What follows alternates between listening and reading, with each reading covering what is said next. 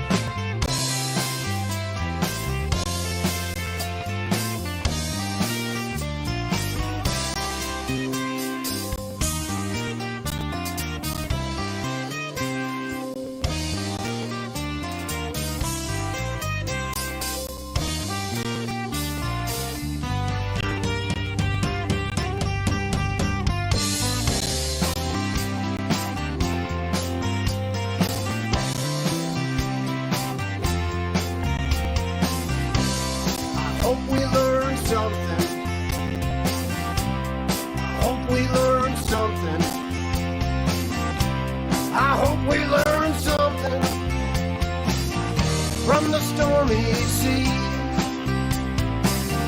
from the brightest day, from the darkest night, from the sunny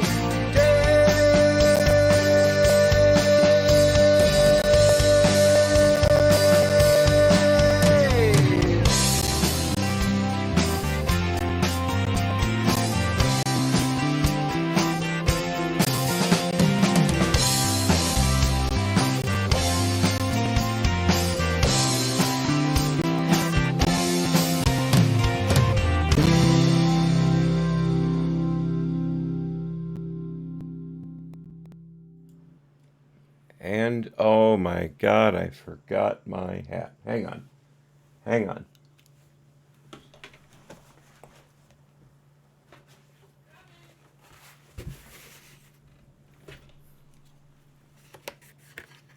There we go.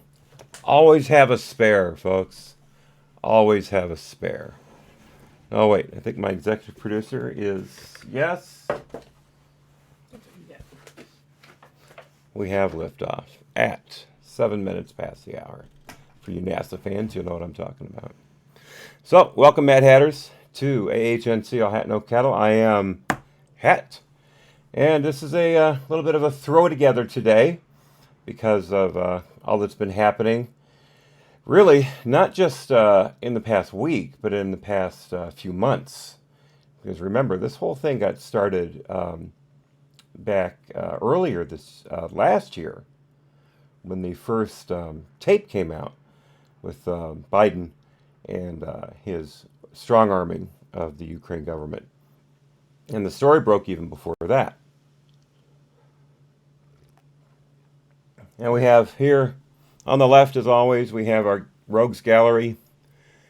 Top left here, this is Joe Biden, Senator Joe Biden, when he was the chairman of the House Judiciary Committee, or the Senate, Judiciary Committee, back in, this is circa 19, I think 84, 88, the dates are a little off, but this was either during the Bork hearing or during the Clarence Thomas hearing, when Biden was doing his best, along with this particular reprobate, Ted Kennedy, to completely smear, submarine, and otherwise trash the reputations of both Judge Robert Bork and ultimately Justice Clarence Thomas. Two, in my inimitable estimation, pieces of shit. Not them. Sorry. Context. Not Bork and Thomas, but Kennedy and Biden. Sorry about that. I got ahead of myself. Sorry about that. Sorry about that. But anyway, yeah. I mean, Kennedy gets elected to the Senate how many times after he drowns a woman? That's wrong, too. He didn't drown her. She suffocated. Mary Jo Kopechne was in that car for some period of time after it submerged, breathing in an air pocket until it finally ran out of oxygen, filled with her waste carbon dioxide, and she suffocated breathing carbon dioxide.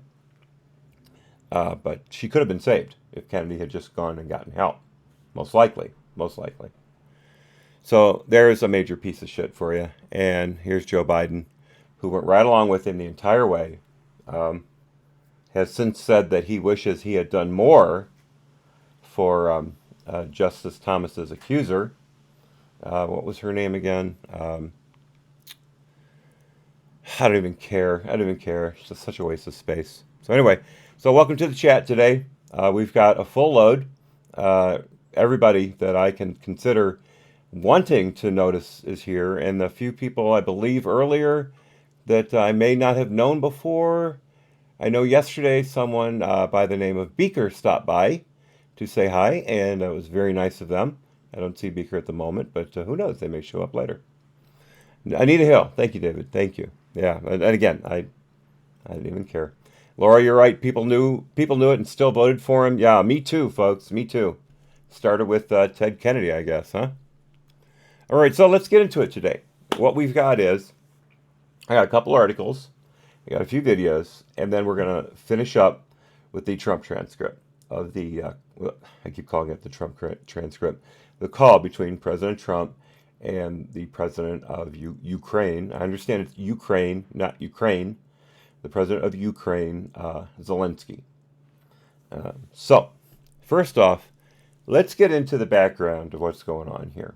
Again, this did not start with Trump. This started with Joe and Hunter Biden. Hunter is Joe's youngest son. And Hunter has had a very checkered past. For instance, Hunter slept with his brother's widow and had an affair with her. Hunter joined the Navy as an officer, and not too long after got kicked out for having cocaine in his system. Hunter got caught in Arizona in a rental car that after having been called, the police were called by the Hertz rent-a-car company after they were suspicious of Joe when he took off in the car. They found a crack pipe, a white powdery substance, a police badge, a Secret Service card, business card, and the badge that Hunter's brother, when he was Attorney General of, I believe, Maryland, carried with him. So he kept his badge with him. Nice, nice. Believe it or not, Hunter was not charged with any crime in that matter. Go figure. So yeah, Hunter's been a real bright light in the Biden family. So, we've got an article here from May 2nd of this year from the Daily Wire, of which I am a subscriber, so I'm not stealing this material. And it's titled, New York Times, New Details Emerge About Connection of Biden's to Ukrainian Corruption Scandal. This is by James Barrett. In a report highlighted by President Trump Wednesday, the New York Times provides new details that have emerged about Hunter Biden's connection to a Ukrainian political corruption scandal as the government has reopened an investigation into a company which once paid Hunter as much as $50,000 a month. Now, mind you there, I just said reopened, okay? Reopened. That company, Burisma Holdings, was being targeted by Ukraine's top prosecutor, a prosecutor Hunter's father, Vice President Joe Biden, pressured the Ukrainian government to remove, and we'll see that little clip in a little bit. Trump promoted the Times report by retweeting a post by co-author Kenneth P. Vogel. Quote, new, the Bidens are entangled in a Ukrainian corruption scandal. Joe Biden pushed Ukraine to fire a prosecutor seen as corrupt, tweeted Vogel, linking to his report. Quote, but the prosecutor had opened a case into a company that was paying Hunter Biden. The Bidens say they never discussed it, close quote. And what the Times describes as one of Biden's most memorable performances. So we'll go along with that. We know what we're going to there. Um, let's see. While Hunter Biden had some significant credentials, including a law degree from Yale and having served on the boards of Amtrak and a few nonprofit organizations and think tanks, he, quote, lacked any experience in Ukraine and just months earlier had been discharged from the Navy Reserve after testing positive for cocaine, Vogel notes. Despite his lack of relevant experience and drug problem, Burisma Holdings paid him, quote, as much as $50,000 per month in some months for his work for the company. I've heard a figure of as high as $63,000 a month for some months, but there's a lot of numbers floating around in this whole thing, so let's just stick with 50 and be done with it.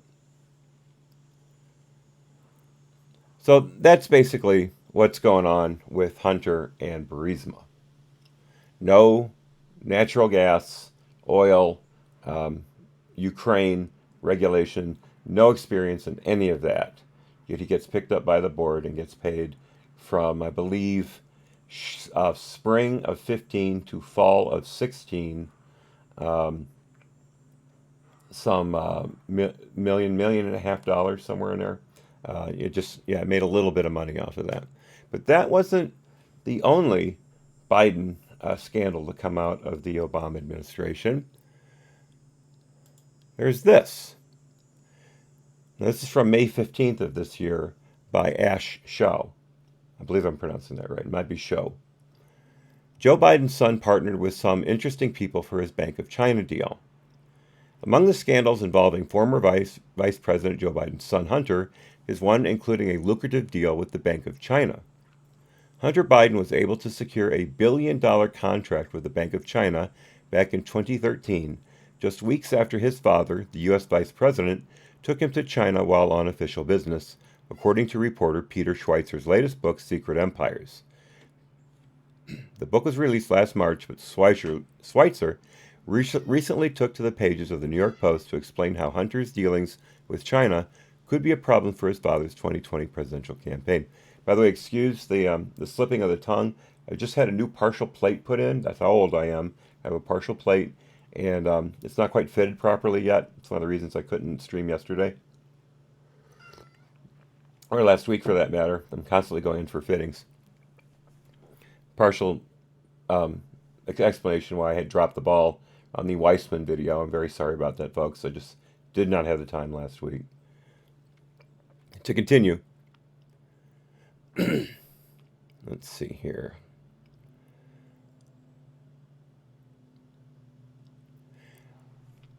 So there's a number of groups that Biden put together. Here we go. Though Biden had, quote, scant experience in private equity, he partnered with others to create Rosemont Seneca Partners, which he created with former Secretary of State John Kerry's stepson, Chris Hines, and his associate, Devin Archer. An offshoot of this company, Rosemont Seneca Bohai, worked to secure the China deal less than a year after the main firm was created. So they've got the firm, Seneca, then they've got the firm within the firm, Seneca Thurton Bohai. And I understand there were a number of layers of LLCs which went along with Hunter's various dealings.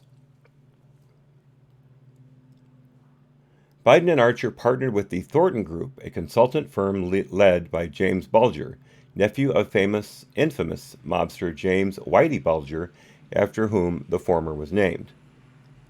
Biden's partner was not in any way connected to his uncle's crimes.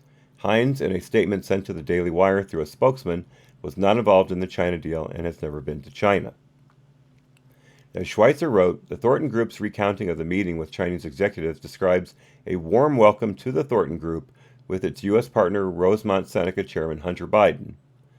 Schweitzer sees something seedy in the meeting as it came just hours before Hunter Biden's father, the vice president, met with Chinese President Hu Jintao in Washington as part of the Nuclear Security Summit. All of this occurred just 12 days after Hunter accompanied his father on an official trip to China. Quote, it was an unprecedented arrangement. The government of one of America's fiercest competitors going into business with the son of one of America's most powerful decision makers. Hines, according to Schweitzer, said neither he nor Rosemont Seneca Partners were involved in the deal. Okay, So that gets us caught up on Hunter and Joe and Hard Rock and Coco, if you remember that. Hard Rock, Coco, and Joe, if you remember that old Christmas animation. So yeah, that's Hunter basically made out like a bandit, or as a bandit, if you will, during Joe's term as vice president. Um, and people say that Trump is the corrupt one. So that's the background. Now, let's get into Joe Biden's part in the Ukrainian scandal and where he steps in as good old dad, although the Democrats are saying this had nothing to do with him being Hunter Biden's dad. That is, I'm desperately concerned about the backsliding on the part of Kyiv in terms of corruption. By the way, let me see if I can shrink this a little bit. Drag this. Nope, it's as small as it gets. I always thought it was pronounced Kiev, not Kyiv. Can anyone correct me on that? I'll give you one concrete example. I was, not but it just happened to be that was the assignment I got. I got all the good ones. So I got Ukraine. And I remember going over convincing our team, or others, to convincing us that we should be providing for loan guarantees. And I went over, I guess, the 12th, 13th time to Kyiv, and I was supposed to announce that there was another $1 billion loan guarantee.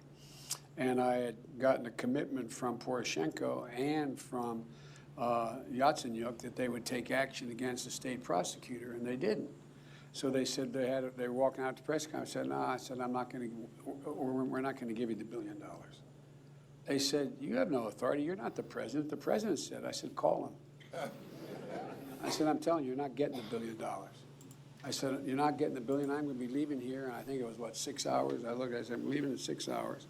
If the prosecutor's not fired, you're not getting the money. Well, son of a bitch. Got fired. And they put in place someone who was solid at the time. Well, so they made some. Okay. So there's that. There's sleepy, creepy Uncle Joe, slow,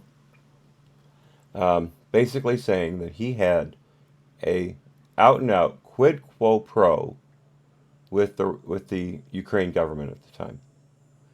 Either you fire this prosecutor, who the left is saying was internationally recognized as being a hack, completely in the pocket of the corrupt regime, and never doing anything to ferret out the corruption that was endemic in Ukraine at the time.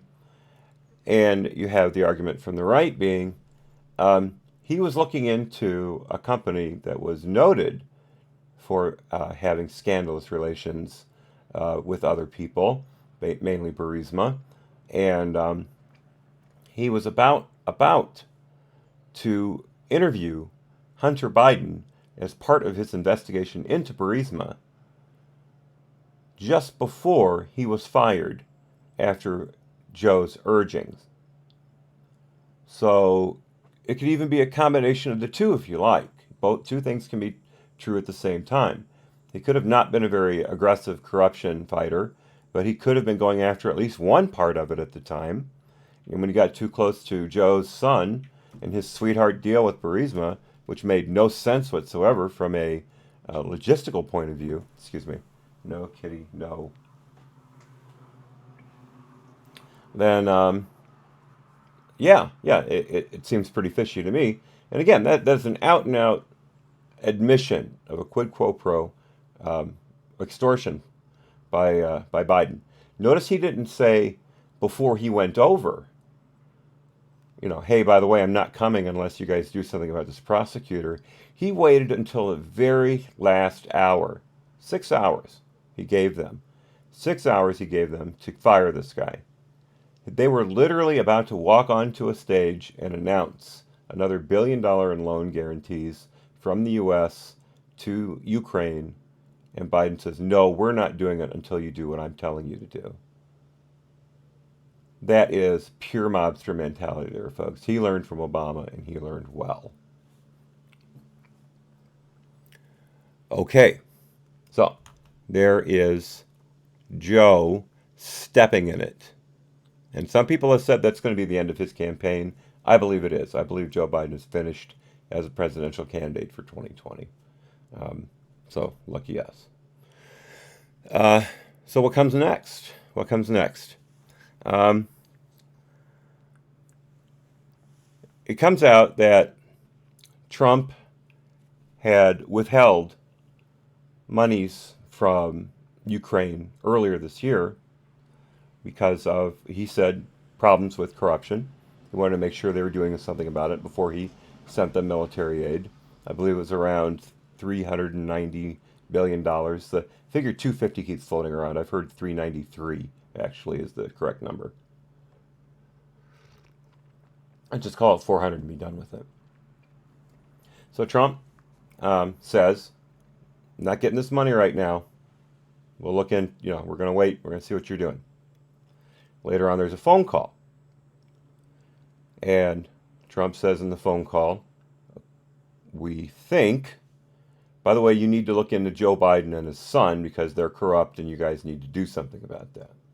Now, how do we know that? Well, because there was a whistleblower. I forgot to pull up that article. Let me grab it right now. Trump.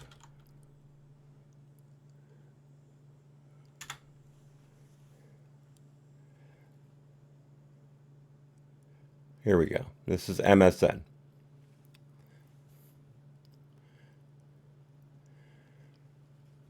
The whistleblower complaint that has triggered a tense showdown between U.S. intelligence community and Congress involves President Trump's communications with a foreign leader, according to two former U.S. officials familiar with the matter. Okay, let's go right there.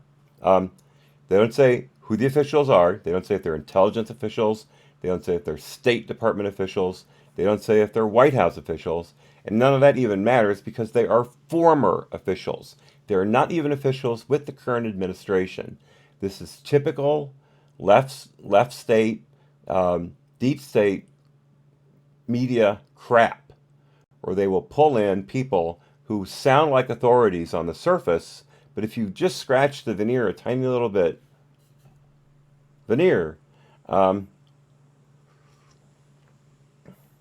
reference to the Kelsey Grammer show, if you remember. But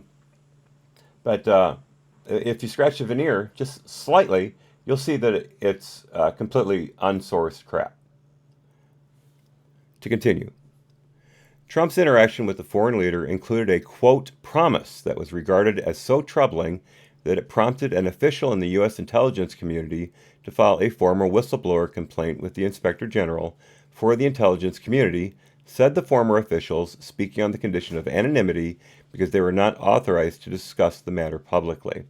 Okay, fine, we'll leave the whistleblower assertion aside for a second. If these guys are former officials, they have no authority as witnesses, much less people who can't speak on the record. So there's another piece of crap right there. It was not immediately clear which foreign leader Trump was speaking with, well, we know now, or what he pledged to deliver, but his direct involvement in the matter has not been previously disclosed. It raises new questions about the president's handling of sensitive information and may further strain his relationship with U.S. spy agencies. One former official said the communication was a phone call. Okay, so that's all well and good. That was the initial report. And the Democrats lit their hair on fire. And so the press went to Trump. And the press said, hey, you've got this whistleblower complaint.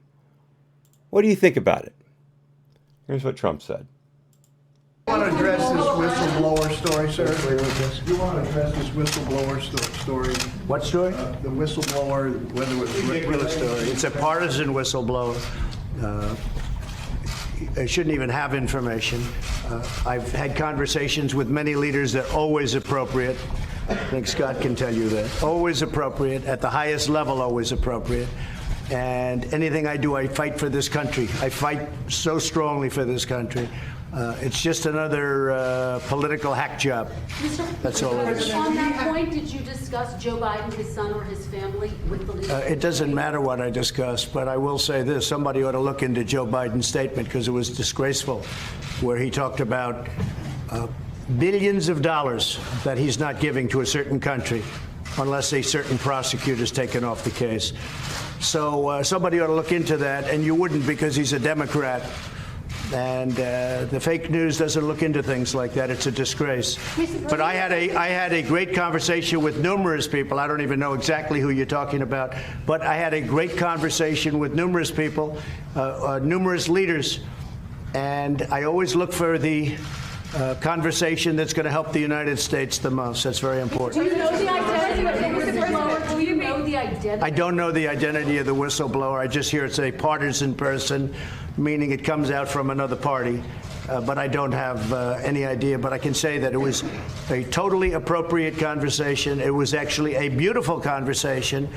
And this is no different than, the press has had a very bad week with Justice Kavanaugh and all of those ridiculous charges and all of the mistakes made at the New York Times and other places. You've had a very bad week, and this will be better than all of them. This is another one. So keep playing it up because you're going to look really bad when it falls. I guess I'm about 22-0, and I'll keep it that way. Did you mention Joe Biden during the conversation? I don't want to talk about any conversation other than to say, great conversation, totally appropriate conversation, couldn't have been better. And keep asking questions and build it up as big as possible so you can have a bigger downfall. Hey there, I'm Chris Hayes from MSNBC. Thanks for watching. Sorry about that. I had actually produced a version of that video that cut off the bottom third to get rid of the logo of those jerks. But I grabbed the wrong one. Again, quality production values here on AHNC. I had no cattle. So maybe it's a good thing you're watching this now because it may be taken down later. So, now, what do we know now from Trump's conference from before? Well, we know that the whistleblower did not have even direct knowledge of the phone call. They were not on the phone call. They did not have a transcript of the phone call. They were told by a second person about the phone call. And then they decided that rose to the level of needing to be filed as a whistleblower. The Inspector General of the intelligence community said, wow, this is really something we need to get this to Congress. The acting head of the DNI said, no, this does not qualify as whistleblower. He was not part of the phone call. Whistleblower covers intelligence activities. This was not an intelligence activity. This was part of the executive branch, or this is part of the president's activities. We don't count. Also, it was secondhand. It doesn't count either. So this isn't going anywhere. Now, the whistleblower was held up. The complaint was held up. It's now going to be released, I understand, possibly as early as Friday. And the whistleblower is probably going to testify in front of Congress. I keep using the term whistleblower because it's convenient, not because it's true. So forgive me for using the media handle as opposed to the actual handle, which is crybaby. We also know that the crybaby, if I may, is a Democrat, is a partisan, as Trump alluded to in that press conference, and that he is being represented, legal representation, pro bono by former Hillary lawyers. I believe they also worked for Kerry at one time. Correct me if I'm wrong on that. But it's just one, pardon my language, it's just one Democrat shit show after another in this whole thing. So, this is what we know. We knew all this pretty much up to yesterday afternoon. No one had seen the transcript of the phone call yet. Trump had denied making any kind of a overt overture for dirt on Joe, which is what they're claiming. Schumer, thank you, Picasso Knows. There's the executive producer of the year, folks, right there, Picasso Knows. Representative Schumer, thank you. So, we can't get much different than Schumer and Kerry, can you?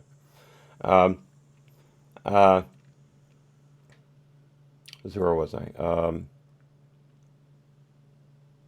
So this is what we knew. And the House Democrats, before the House Democrats, most of the presidential candidates on the Democrat side called for impeachment right after they heard about the crybaby complaint, without knowing anything else. Impeachment. Now, we've been hearing impeachment since basically March of 2017. So that's no news to anyone who's been following the Trump presidency at all. Maxine Waters lives by saying impeach 45. I believe she actually gains sustenance from uttering those words.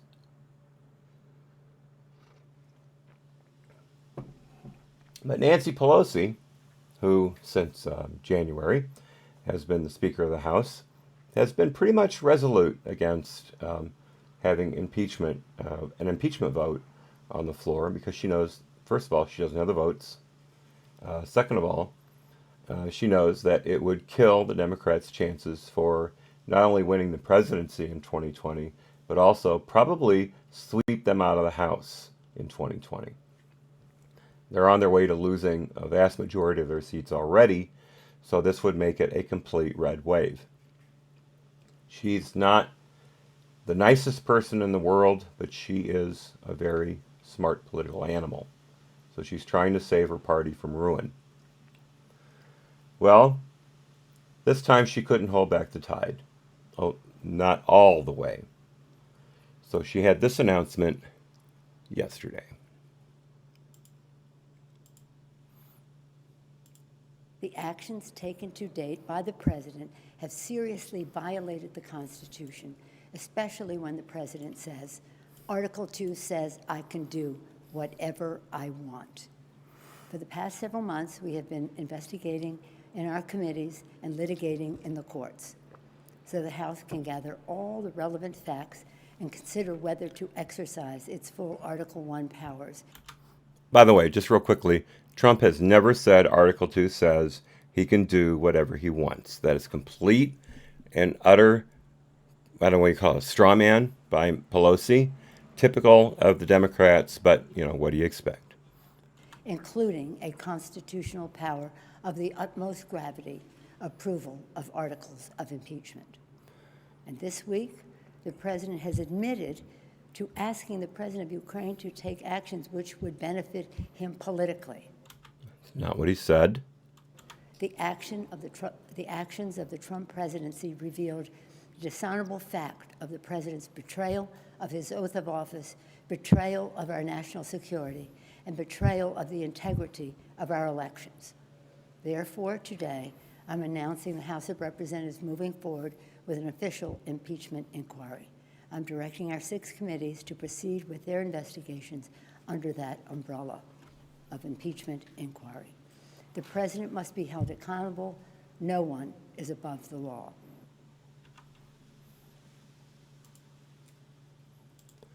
No one is above the law. I think if Trump wants to get rid of the deficit completely, he just has to put a penny tax on any Democrat who says no one is above the law. The deficit would be wiped out within a matter of hours.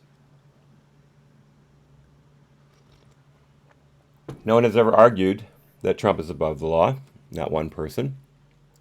But Nancy seems to think that she can just say whatever she wants to say. Hey, DI, lurk away. I hope she has a wonderful lunch. I'm sure it'll be a very nutritious and delightful meal. I hope someday to have a DI Freighter Watcher lunch. But the weather has been great here. I'm sure it's been pretty good up by you. So we've been out on the porch quite a bit lately. I've been smoking the cigar. Eileen, Picasso knows, whatever you want to call her, has been sitting out there with me, waving the smoke away from her face. Deborah Ellis, hello. Welcome to the chat. Very nice to see you. And H. Sunset, Justifiable Freedom, a name I hadn't seen before. Very nice to see you. But yes, so there we have it, folks. Nancy going off the rails, but she didn't go off the rails, did she? She used the words impeachment inquiry without actually calling for an impeachment inquiry. All she said was that she was going to have the 6 committees continue their investigations into Trump. These guys have been investigating Trump since the shoe dropped after they took their oath of office when they became the new majority in the House back in January. Nothing has changed. They're all plotting about making broad, sweeping subpoena requests that are getting swatted down by the courts left and right. They have not gotten anywhere. Nadler is the only one who's made any noise, and he has had his lunch handed to him, to continue on the lunch theme, over and over again by the likes of Mueller and Lewandowski. They never got what they wanted out of anybody on any of those hearings, during any of those hearings. And so Nancy just said yesterday, it's business as usual. But again, the press lit their hair on fire. Nothing is going on that was any different than what was happening before. Nancy knew that she didn't have the data to go after Trump explicitly. So she had to throw a bone to her, what they call her caucus, throw a bone to the 4 horsemen of the apocalypse, and get them off her back. So she has a splashy press conference, takes no questions, takes not one question, gets on, blah, blah, blah, blah, blah, gets off, just like Mueller, and changes the status quo, not by one iota. Pure political theater. Okay. Enough context. Ray, Schiff is full of Schiff. I got one for you guys. I got one for you. Picture this. And if any of you want to use this, you have my blessings. I require no remuneration whatsoever. I picture a T-shirt. This T-shirt has a portrait of Adam Schiff on it. And there is a bite taken out of Schiff's head. You know, you'd see the little teeth marks and a portion of the picture missing. And below it says, "Eat Schiff and die." If any of you want to use it, go for it. So, let's get to why we're all here today, the transcript. I have heard some mentions of it previously today, but I have not read a word of it yet. Let's see what we have.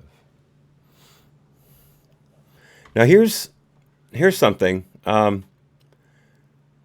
This is the second time I've seen President Zelensky's name spelt with 2 Y's at the end. But I've seen other times where it was just with 1 Y. So I'm going with the 1 Y for the moment, because this is a transcript, not necessarily the best rendition of everyone's names. But if any of you can correct me on that, give me the actual spelling, I'll make sure it's right in the show. Excuse me, I almost said show notes. I've been watching Dan Bongino too much. I'll put it in the description and the title properly. Okay, so memorandum of telephone conversation, subject. Now see right here, C, that was confidential, that's marked out. Hillary couldn't seem to figure out what that C meant on any of her emails. She thought that was the paragraph numbering. Even though it wasn't the third paragraph, it was the first paragraph. And none of the other paragraphs were marked with A, B, C, or E. Idiot. All right, again, telephone conversation with President Zelensky of Ukraine. Participants, President Zelensky of Ukraine. Note takers, the White House Situation Room. Date, time, and place, July 25, 2019, 9:03 to 9:33 a.m. Eastern Daylight Time, residence, otherwise the White House. The President. Congratulations on a great victory. We all watched from the United States, and you did a terrific job. The way you came from behind, somebody who wasn't given much of a chance, and you ended up winning easily. It's a fantastic achievement. Congratulations. President Zelensky. You are absolutely right, Mr. President. We did win big, and we worked hard for this. Picasso knows. Thank you. 1Y. We worked a lot, but I would like to confess to you that I had an opportunity to learn from you. We used quite a few of your skills and knowledge and were able to use it as an example for our elections. And yes, it is true that these were unique elections. We were in a unique situation that we were able to achieve a unique success. I am able to tell you the following. The first time, you called me to congratulate me when I won my presidential election, and the second time you are now calling me when my party won the parliamentary election. I think I should run more often so you can call me more often and we can talk over the phone more often. Well, the guy was a professional comedian, so I guess we should get a laugh out of that. Now, there's something here at the bottom of page 1 that I need to read. This is important. Caution. A memorandum of a telephone conversation is not a verbatim transcript of a discussion. The text in this document records the notes and recollections of Situation Room duty officers and NSC policy staff assigned to listen and memorialize the conversation in written form as the conversation takes place. A number of factors can affect the accuracy of the record, including poor telecommunications connections and variations in accent and/or interpretation. The word inaudible is used to indicate portions of a conversation that the note taker was unable to hear. So different from what we're used to with the transcripts of the House closed-door hearings, where those are taken by, I don't know if it's stenographers or audiographers or what, but those are verbatims. Verbatim transcripts. Okay. To finish up again, I think I should run more often so you can call me more often and we can talk over the phone more often. The President, laughter. That's a very good idea. I think your country is very happy about that. President Zelensky. Well, yes, to tell you the truth, we are trying to work hard because we wanted to drain the swamp here in our country. We brought in many, many new people, not the old politicians, not the typical politicians, because we want to have a new format and a new type of government. You're a great teacher for us, and in that. The President. Well, it's very nice of you to say that. I will say that we do a lot for Ukraine. We spend a lot of effort and a lot of time. Much more than the European countries are doing, and they should be helping you more than they are. Germany does almost nothing for you. All they do is talk, and I think it's something that you should really ask them about. When I was speaking to Angela Merkel, she talks Ukraine, but she doesn't do anything. A lot of the European countries are the same way, so I think it's something you want to look at, but the United States has been very good, very, very good to Ukraine. I wouldn't say that it's reciprocal. I don't know why I'm having trouble with that word. Reciprocal necessarily, because things are happening that are not good, but the United States has been very, very good to Ukraine. President Zelensky. Yes, you are absolutely right. Not only 100%, but actually 1,000%. And I can tell you the following. I did talk to Angela Merkel, and I did meet with her. I also met and talked with Macron, and I told them that they are not doing quite as much as they need to be doing on the issues with the sanctions. They are not enforcing the sanctions.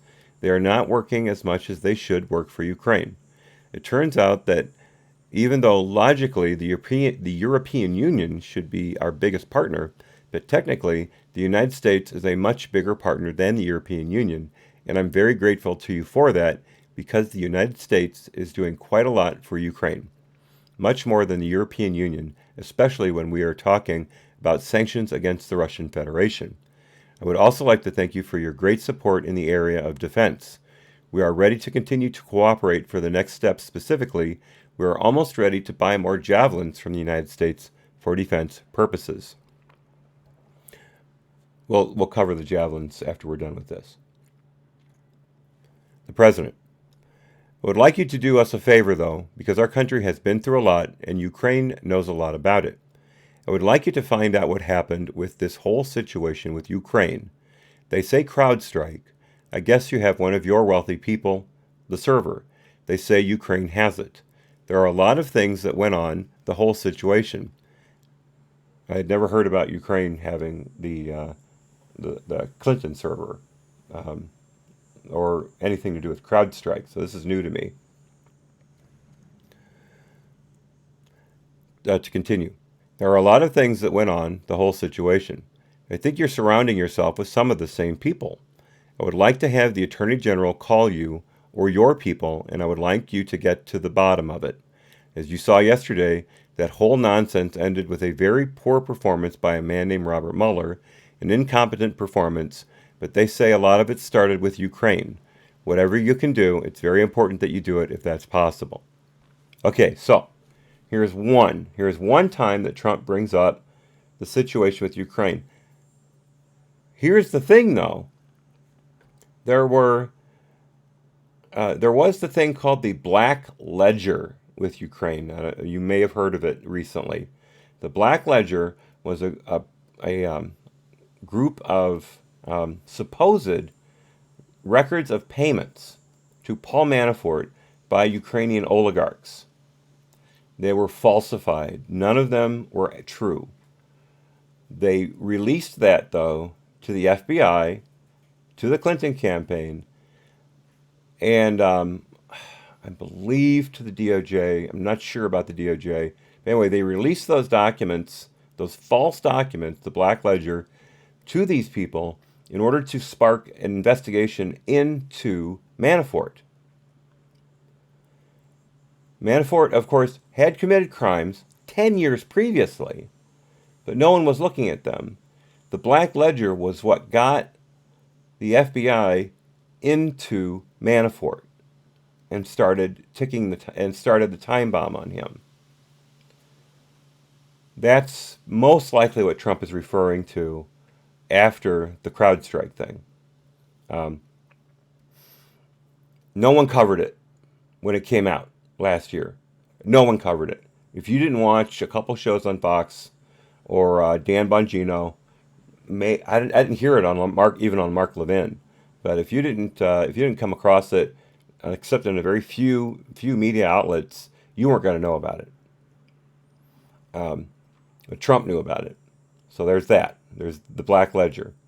Then there's the Biden thing. But Trump did not say the Biden thing yet. We've got one mention of Ukrainian corruption so far. That's it. Keep track, folks. One. President Zelensky. Yes, it is very important for me and everything that you just mentioned earlier. For me as a president, it is very important, and we are open for any future cooperation.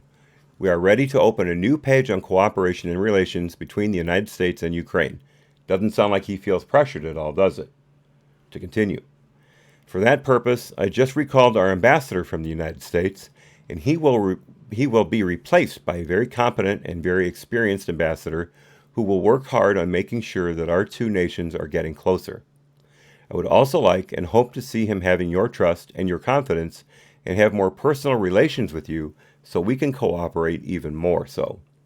I will personally tell you that one of my assistants spoke with Mr. Giuliani just recently, and we are hoping very much that Mr. Giuliani will be able to travel to Ukraine, and we will meet once he comes to Ukraine. Again, no pressure here. To continue. I just wanted to assure you once again that you have nobody but friends around us. I will make sure that I surround myself with the best and most experienced people.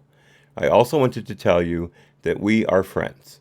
We are great friends, and you, Mr. President, have friends in our country, so we can continue our strategic partnership. I also plan to surround myself with great people, and in addition to that investigation, I guarantee as the President of Ukraine that all the investigations will be done openly and candidly. That I can assure you. Okay, so far so good, right? So far so good. The president, good.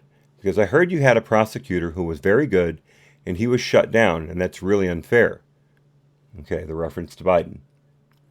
A lot of good people are talking about that, the way they shut your very good prosecutor down, and you had some very bad people involved.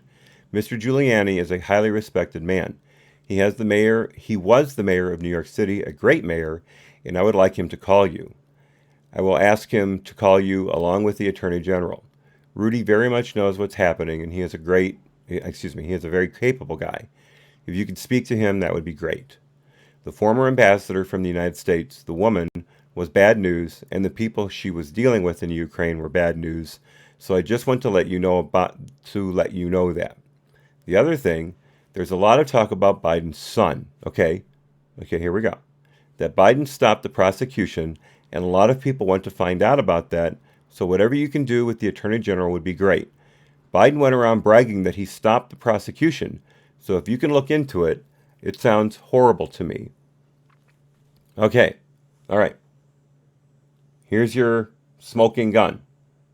Now remember, the Wall Street Journal reported that Trump said 8 times to Zelensky that he needed to look into Biden and Hunter, or Hunter and Biden, whatever. Joe, he needed to look into them 8 times. We've seen once right now, and we're almost at the end of this. Now again, this was a half-hour conversation. Not every word is taken down here, but we don't have the amount of insanity, if you will, the amount of overbearing pushiness that Trump can be known for, but we don't have that in this transcript. So there's that.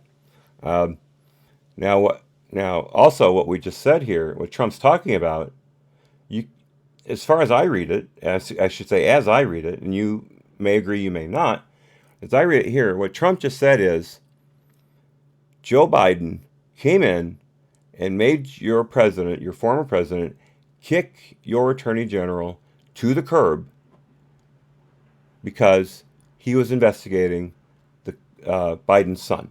He was investigating Joe's son. I want you to look into that because that was a very bad thing. Okay, 1, that happened. 2, it was a very bad thing. It was the second highest man in the U.S. government, the number one person in the U.S. government who was having dealings with Ukraine. Because remember, Obama delegated Ukraine to Biden. And Biden mentions in that video I just showed that he had been to Kyiv. Again, I always heard it was Kiev. Maybe I'm wrong. But he had been to Kyiv 12 to 13 times already. So they were dealing with Biden, not with Obama. So when Biden swings his hammer and says, you guys got to take out this attorney general or I'm not giving you the $1 billion, they protested slightly and said, well, you're not the president. And he slapped them right back in the face and said, basically, yeah, I am as far as this is concerned. Screw you. If you don't do what I want to do, I'm taking my ball and I'm going home. By the way, my ball is worth $1 billion to you.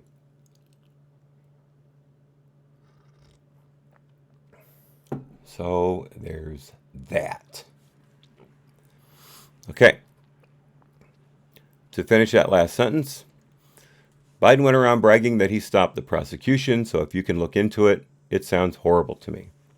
So now, this is where, according to the Democrats, Zelensky gets all cowed and beaten and into submission and slinks away with his belly turned towards Trump because he has been so horribly abused by the nasty orange bad man. Zelensky. I wanted to tell you about the prosecutor. First of all, I understand and I'm knowledgeable about the situation. Since we have won the absolute majority in our parliament, the next prosecutor general will be 100% my person, my candidate, who will be approved by the parliament and will start as a new prosecutor in September. He or she will look into the situation specifically to the company that you mentioned in this issue. So Zelensky's saying, we're going to look at the company. Hunter Biden was a part of that company, so you can infer from that statement that Hunter's on the block too. To continue, the issue of the investigation of the case is actually the issue of making sure to restore the honesty, so we will take care of that, and I will work on the investigation of the case.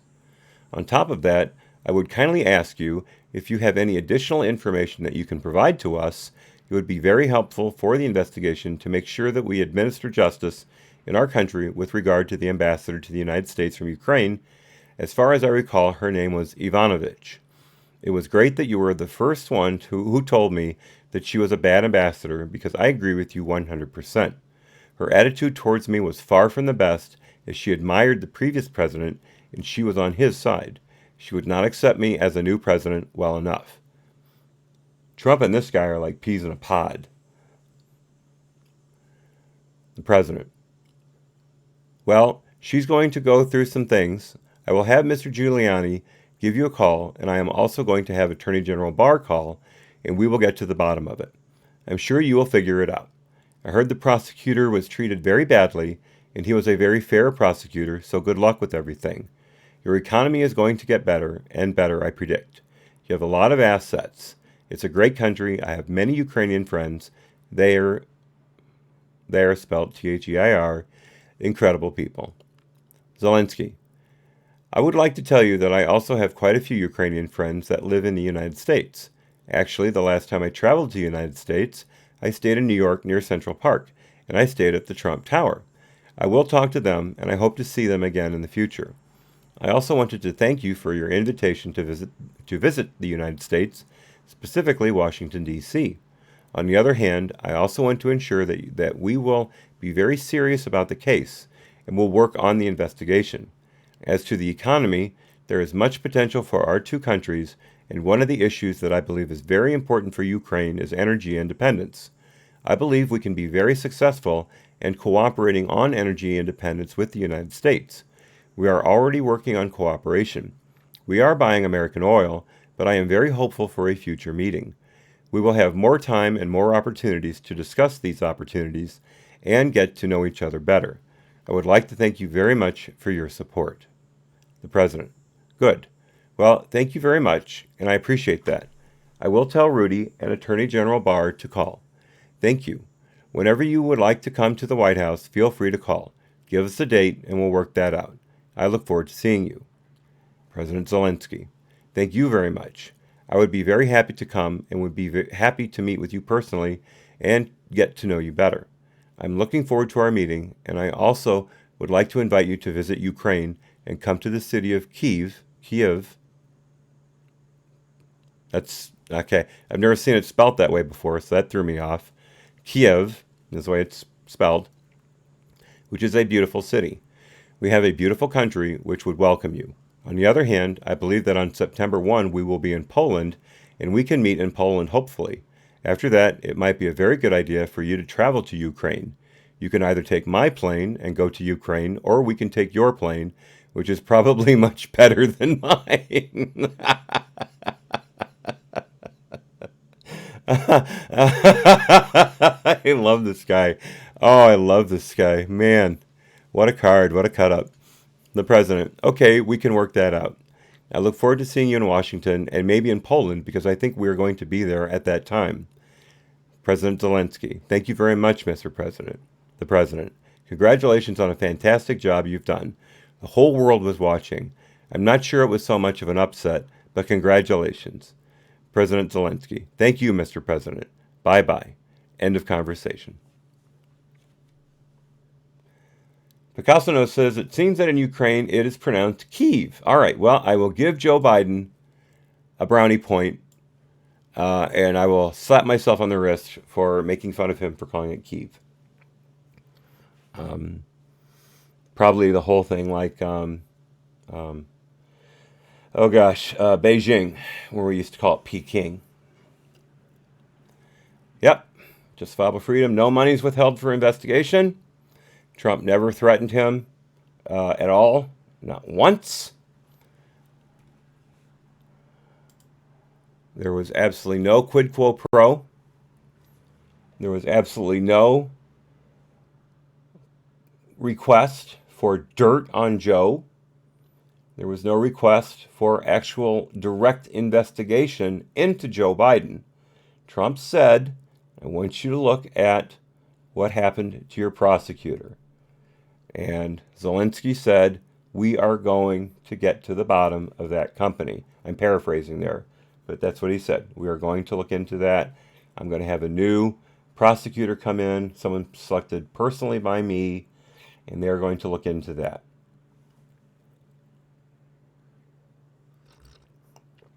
The only other time Trump asked anything about anything was with regards to the CrowdStrike thing, which I know nothing about, so I'm not even going to speculate on that.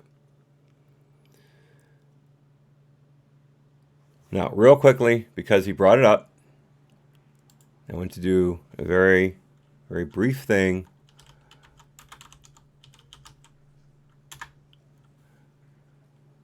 All right. That's what I thought. It's an anti-tank missile, the FGM-148 Javelin.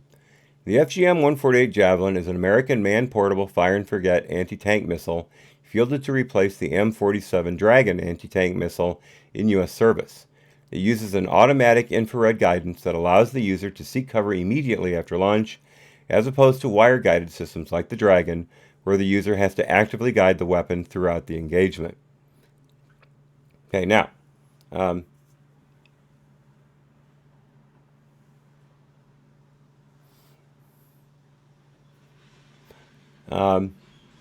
yes, never drink and load. Thank you, David. Ray says it's the drinking game words of the day are smoking gun. Ah, okay. And Ray says it's Kiev, like chicken Kiev. Okay, so never drink and load, definitely. So those of you who aren't familiar with the Dragon, what wire guided means, you have spools of wire on the missile, and when you fire it from the tube, from your shoulder launch tube, these spools drag wire out from behind them, and that wire is connected to a controller that has a X and a Y axis control, and you have a little target reticle from the I believe from the bird's eye view of the missile, and you move your little controllers to adjust the trajectory of the missile to bring it in on target. Very, very dangerous system because you have to keep your head up the entire time while you're engaging this tank. The tank crew has a very good likelihood of seeing the plume of that missile launch as the rocket motor fires off. And they can track that and find you and blow you up. But with a fire and forget infrared missile like the Javelin, you pop up, get your heat signature, and tanks have big heat signatures, fire and get back down, and you're good to go. So there's your little Jane's All the World's Weapons lesson for the day. SRS 4859 says, are we not ready for the giant hammer to come down on the Liars Club? They want to save energy, save the carbon footprint, start with Nancy, HRC, Bubba, Obama, and the list goes on. I would love that. Yeah, that's right, Ray. Yes, it is the tow missile. Thank you. I wondered why I didn't recognize Dragon. Because it says Dragon there, but that never made sense to me. This must be written by a foreign arms journalist. Like you say, it is the tow missile. Very good. Very good. Thank you. It was pronounced T-O-W, or excuse me, spelled T-O-W though, wasn't it? Tank optical weapon, I believe, was the explanation of the acronym. Just Files has it. Yes, TOW. Thank you, guys. Excellent. Keeping me on my toes as always. does anyone have anything they want to add to this whole debacle? Because the way I see it right now, the Democrats are going to argue against all logic that this proves that Trump, I'm so sorry, President Trump, I'm so sorry, that President Trump had a quid quo pro with Zelensky, even though there's nothing in the document that says that whatsoever. They're going to argue that this is not the complete transcript, therefore they can't trust Trump, that what they were told trumps, if I may, what the White House says is in this document, even though this was recorded back in, what was the date of this conversation again? June, I believe it was.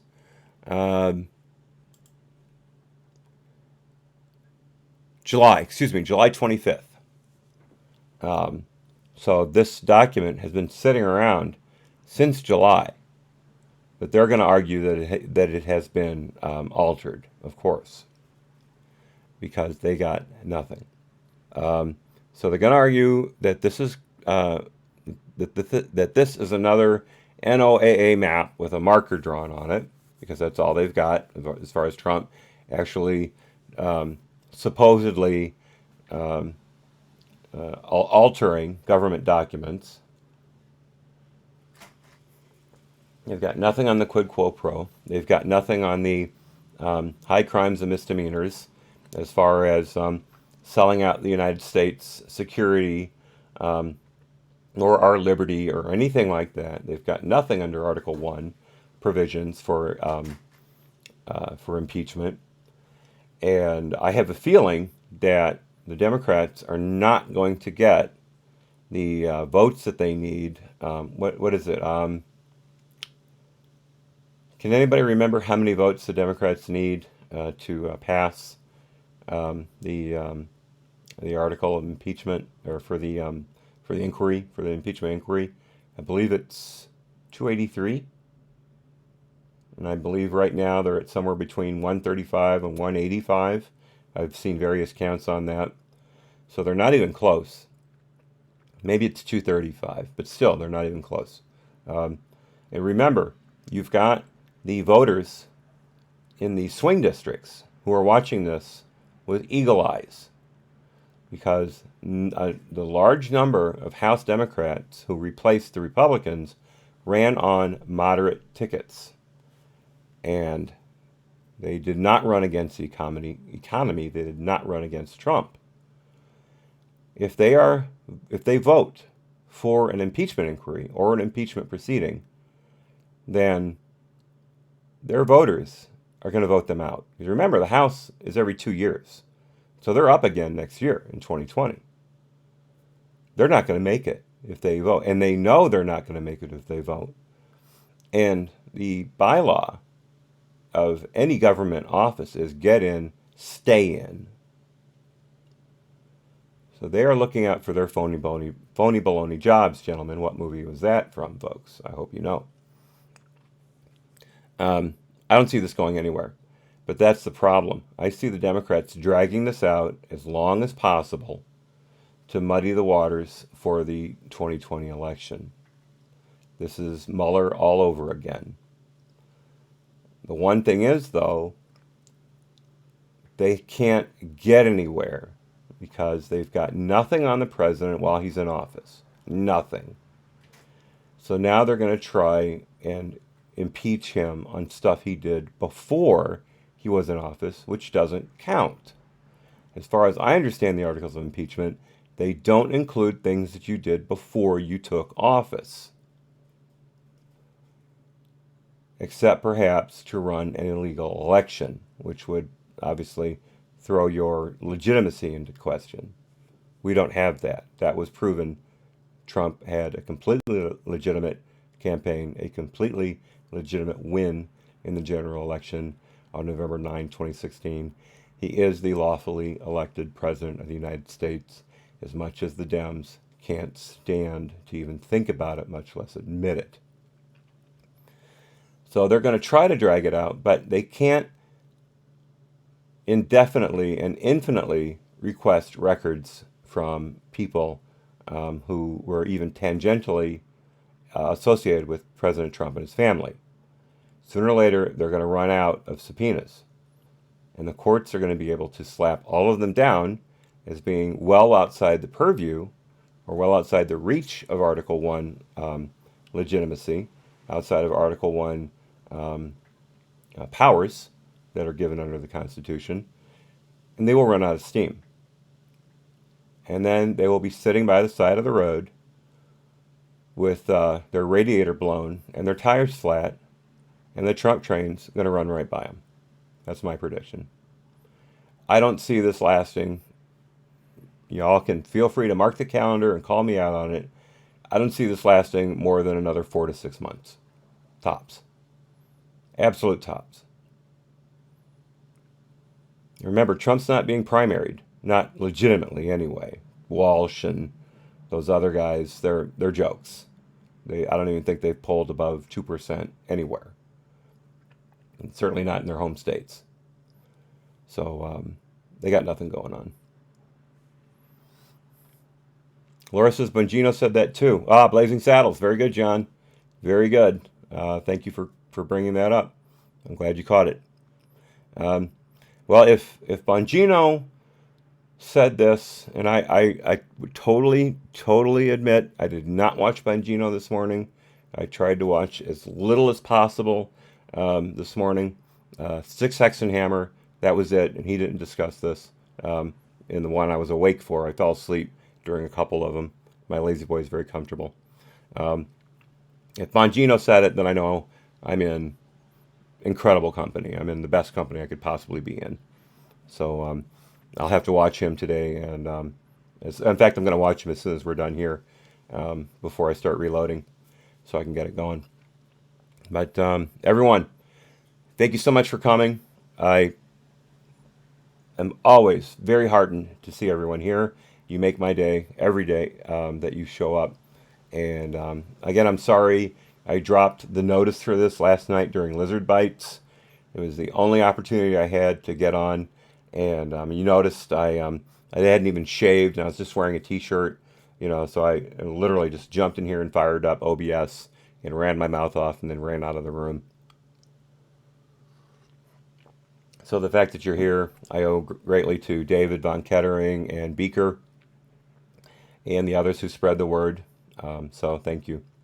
So with that, I will bid you adieu.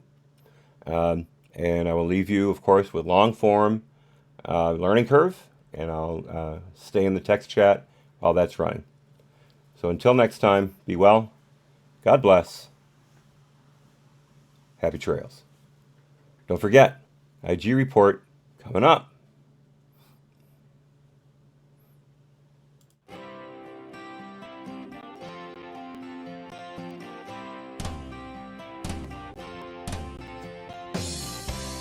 I hope I learned something. I hope I learned something. I hope I learned something from the stormy seas, from the brightest days, from the darkest nights, from the sunny days.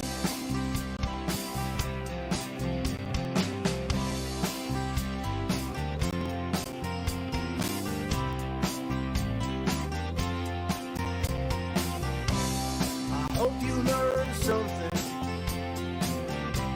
I hope you learned something.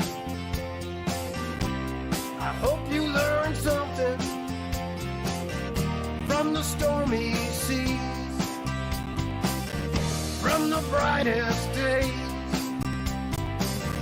from the darkest nights, from the sunny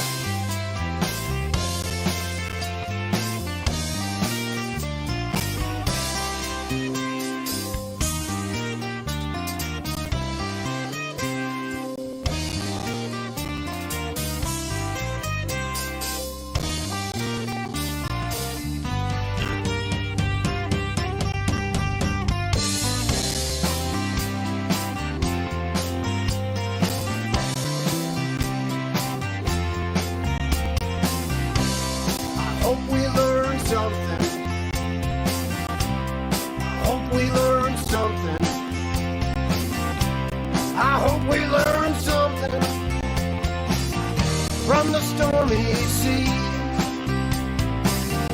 from the brightest day, from the darkest night, from the sunny